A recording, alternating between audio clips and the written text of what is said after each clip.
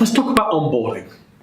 Onboarding a new client is, in some ways, it's the best part of a client relationship. In other parts, it's the worst part of a relationship. So you've just won a client. That's a moment for high celebration.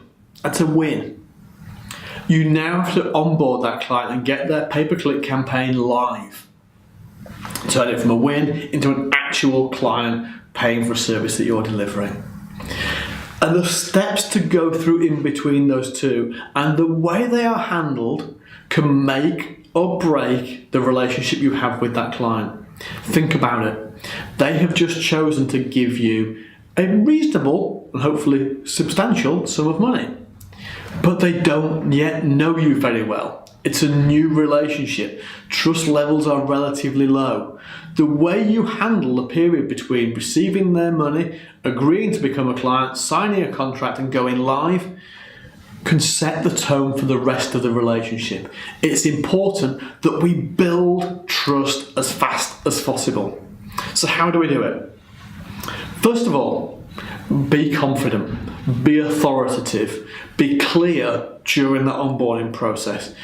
Set your client expectations at every step of the way so they know what to expect to happen next, and deliver it, and next, and deliver it. And at each point, future pace what is coming. So when you take a client on, be realistic. If you're going to need 7 days to get them onboarded, tell them 10. Over deliver, under promise.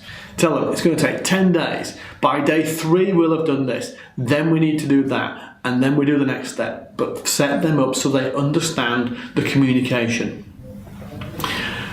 And make sure you have good communication throughout. Stay in contact.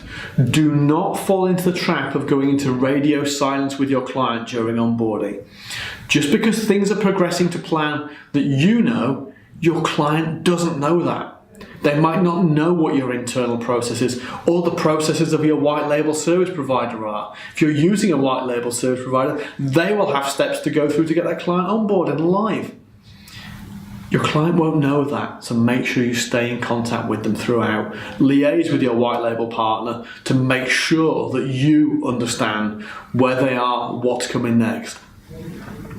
Now, one of the ways you can get off to a really good start or a really bad start with your onboarding process is the questions that you ask at the start.